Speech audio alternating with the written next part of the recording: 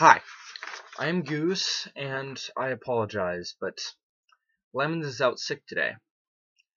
Now, I understand we posted a video about, I don't know, a couple days ago, like 3, maybe 2, I guess. But, since this episode is about Christmas season, as you can tell by my Santa hat, I figured I might as well get this video made for Christmas. So, Merry Christmas Eve to you all. Now, what I'm going to do is I'm going to read some strange facts you probably didn't know about Christmas, and then I'm going to end with a YouTube remix of Here Comes Santa Claus. It's actually quite interesting, and I got it stuck in my head, so thanks a lot, Connor. You're a dick. He was actually the one that showed me the song. So, might as well get this show on the road. Now, the first strange fact, you probably already knew this one, is Santa Claus's look was not created by Coca-Cola.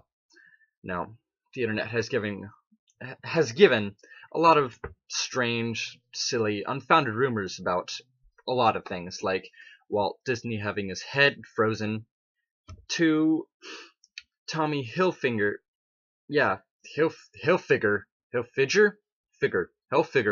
proclaiming on television that he didn't want minorities wearing his clothes. Well, don't have to worry about Mexicans wearing your clothes, Tommy. And even Santa has fallen victim to this, despite the fact that he is technically a non-profit. Some have claimed that Coca-Cola's iconic portrait of Santa has shaped the way we describe him to children. You know, like the Coca-Cola can with Santa on it, drinking Coca-Cola. You know, not really a fan of Coca-Cola. Pepsi's more my style. Well, in reality, he's actually more of an evolutionary figure whose looks has been shaped by writers, artists, and even historians. Image of the familiar bearded fat man in a red suit appeared in magazines, posters, and ads long before Coke's jolly portrayal of Saint Nick. So, I don't know, I told this to a couple people, and they were retorted with, yeah, no shit.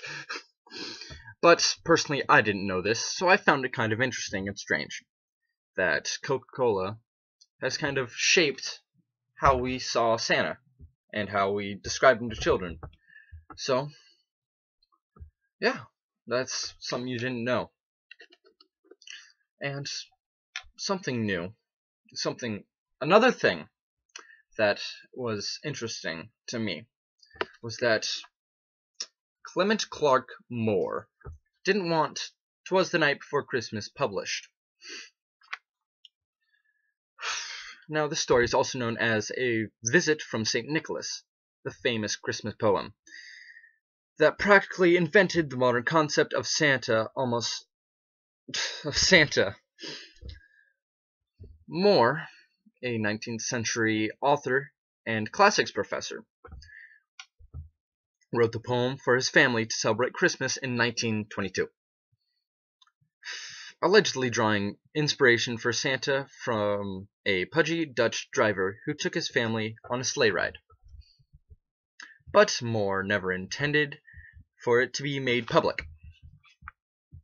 In fact, a close friend of Moore's actually sent the poem to the Sentinel newspaper, where it was published anonymously. So that's interesting to me. But I think a lot. Wow, my hair getting all weird. But yeah, what's up with that? Like, I don't know, if one of my friends, like Lemons, made a really, really good poem about, I don't know, Santa or the fucking Easter Bunny, I would send it in. and I would have it not be published anonymously. I would have his name on it. I would be proud. I would make him be proud of the story he made. He made that. Alright? So, yeah. Now, third one on our list of strange facts was that Santa didn't always have a beard. That's right. Santa did not always have a beard. Alright? Of course, Moore and Company weren't responsible for inventing Santa, just enhancing his image. According to the book One Night Stands with American History, 17th century Dutch settlers brought the jolly fat man to America's shores, and their image of Santa was tall, slender, and very, very dignified. Without his trademark beard,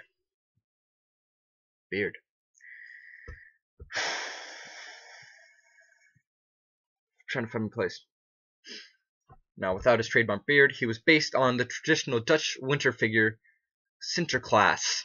Now, that is spelled Sinterklaas.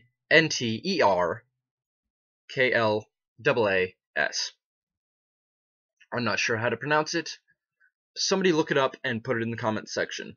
Oh, and also tell me what it means in Dutch. So, yeah.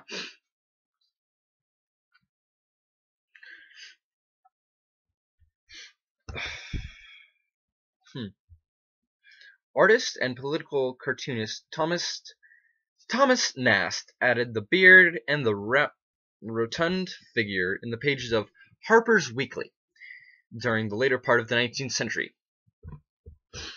So, some jolly fat man was created in a cartoon. Where have we not seen that? Well, that is Santa not having a beard. Now, I apologize for this crappy resolution. This is my computer. I'm hoping to get a new camera and or web camera for my computer so that the videos will be much better in the future. And a mic so you can actually hear us. Now, another one was that Santa has a real postal zip code. So, every year, post offices across America, Canada, and other parts of the world are flooded with letters from kids addressed to Santa Claus. Now, we've all been there, writing letters to Santa. And I personally have sent many, many, many. Because, I don't know, I love Santa. He's a jolly fat man who eats cookies. I would love to have that job. I would love to go into people's hands. I would love to break into people's houses and eat cookies and drink milk. Who wouldn't? Of course, I would be able to keep this slender figure. My throat. Yeah. The Canadian Post Office receives so many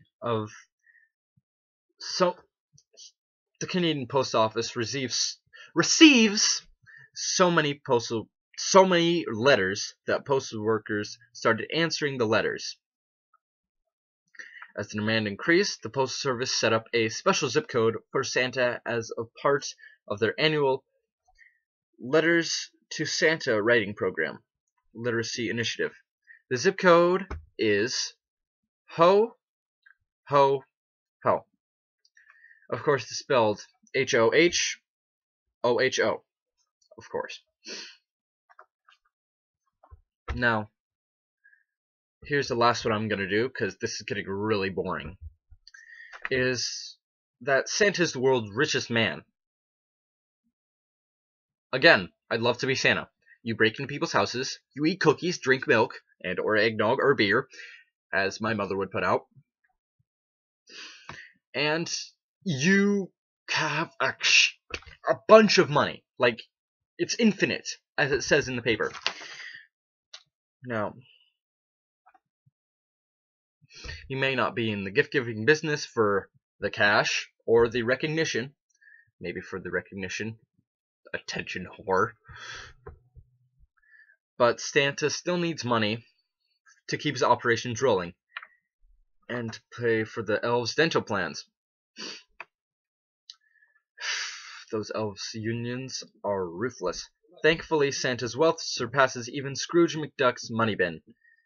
Forbes compiled a list of the world's richest fictional people, and Saint Nick topped it with a net worth of infinity. This beats the world's current net worth holder, Mexican investor Carlos Slim.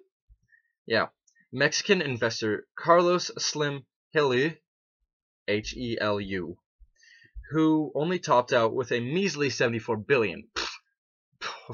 What a peasant! No wonder Santa's so jolly. I mean, infinite amount of cash. Hose and booze. I mean, he's getting the top shelf every single day. Top clubs, top shelf, which is just watered down crap. Now, actually, I'm gonna do one more. This one is my personal favorite. Now, again, like I said, this is gonna be the last one, I promise, because it's the last one on the sheet. Saint Nicholas is more than just the patron saint of children. So, he was a real person. This little tuft is ticking me off. Now, the man who inspired Santa and practically the entire Christmas holiday may portray the beauty of giving and helping children in need. But Catholics, even 7 countries, recognized him as much more than the patron saint of kids. According to the legends, the real Saint Nicholas did such good deeds as giving money to a man's daughters so they could avoid giving a prostitution. So, gave him money to not be hoes. Good man. And recruiting 3 children from a crazy butcher. So, yeah, great man. Now, I think that St. Nicholas... I never knew St. Nicholas was a real person. Now, the book Saints Preserved, an Encyclopedia of Relics, also reveals that jolly old Saint Nick is also the patron saint of unmarried women, prisoners, thieves, and pawnbrokers. Apparently, Santa's naughty or nice list was a bit more flexible back in the day.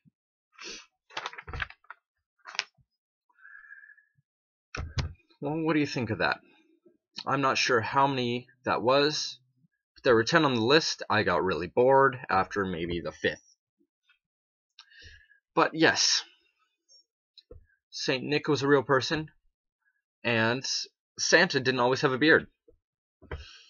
Now, I forgot to mention that in our last video we asked for questions, Q&As, and we only got one. And that was from Lisa. She is a close friend of mine. But she gave us one question. It was, let me look it up.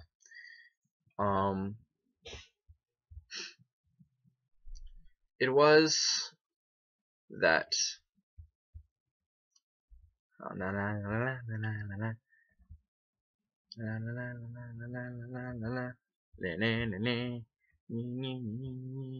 Alright.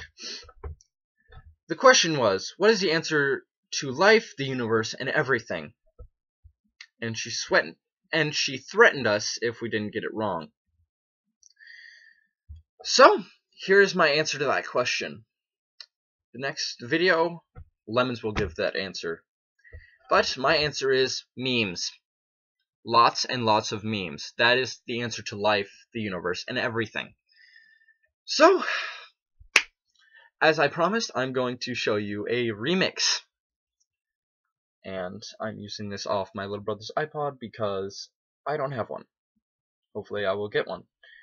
But I really like this song. So thank you, Connor, for getting it stuck in my head, for one. And I hope you enjoy. Oh my god. I forgot I can't close it. Let me restart that again. I'm sorry. Here you go.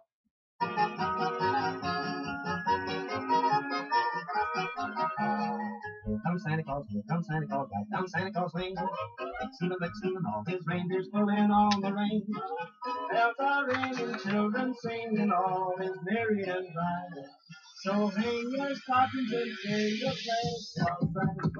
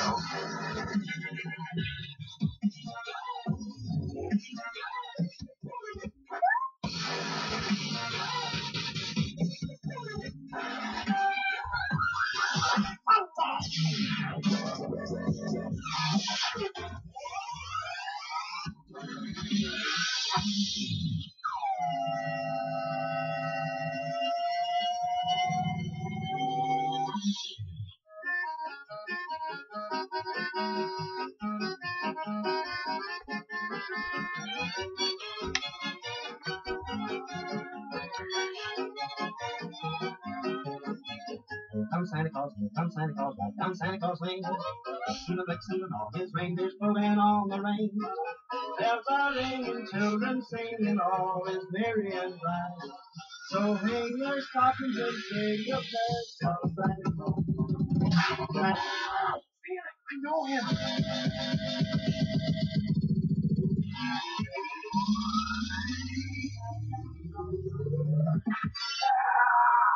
Oh my God!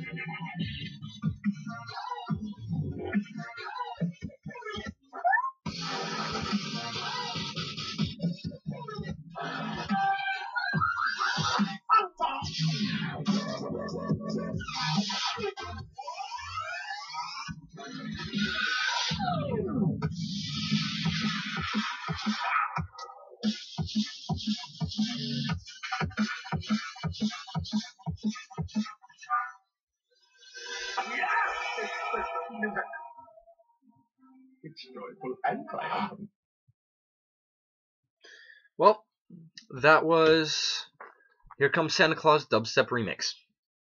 So, I hope you enjoyed the video, and the link to the website where I got all my information for the strange facts about Christmas will be in the description below, and so will the link to the Dubstep Remix. Let me check who that was from. Now, this guy does a lot of dubstep remixes.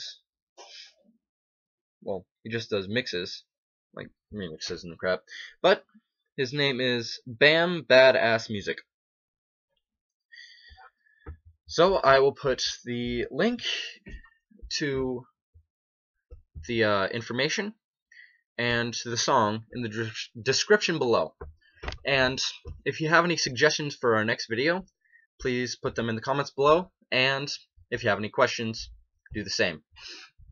I hope you have a very Merry Christmas and a Happy New Year. Toodaloo.